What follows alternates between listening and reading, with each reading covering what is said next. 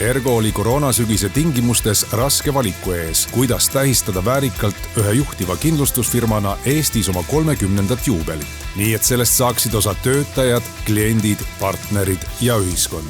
Kuidas üleüldse tuua fookusesse Ergo väärtused nagu keskkonnahoid, jätkusuutlikkus ja sellega jõuda inimesteni, kui keegi ei tohi kokku saada?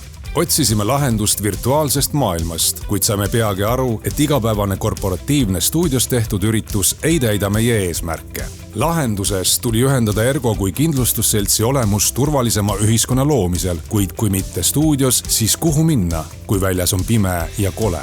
Lahenduseks oli lihtne ja loogiline järeldus. Olenemata füüsilisest eraldatusest saame ikkagi teha midagi head. Tulemuseks oli Ergo heategude nädal. See koosnes mitme päeva peale jaotatud heategevustegevustest, milleks olid teiste seas RMK Aegviidu looduskeskuse laste- ja invaraja puhastamine, digiprügi koristuspäev, kondimootori või ühistranspordi kasutamine auto asemel ning oma vana arvuti annetamine abivajavatele lastele, et kindlustada koduõppel lastele hea hariduse omandamise võimalus. Nädala kulminatsiooniks sai aga kingitus kõikidele eestlastele, pakkudes koroonakriisis vaevlevatele inimestele jätkusuutlikku võimalust oma füüsilise ja vaimse tervise eest hoolitseda.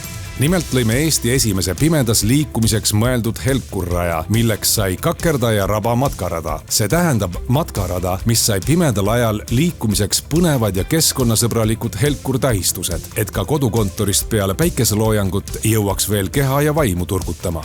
Helkurradadega on mõeldud ka pere väiksemate peale, et neil oleks põnev pimedal ajal helkivaid loomakujutisi otsida. Selle kõige loomiseks korraldasime eelnevatel päevadel talgud, kus raja tähistus paika sai. Raja avamiseks tootsime aga Ergo 30. juubeli virtuaalsaate sealt samast rajalt, et rääkida pisut Ergost ja looduses liikumisest. Helkurrada tõi seega kokku Ergo kui kindlustusseltsi jaoks olulised märksõnad: turvalisus liikumisel, helkurid, loodushoid, vaimne ja füüsiline tervis, juubeliürituse formaat.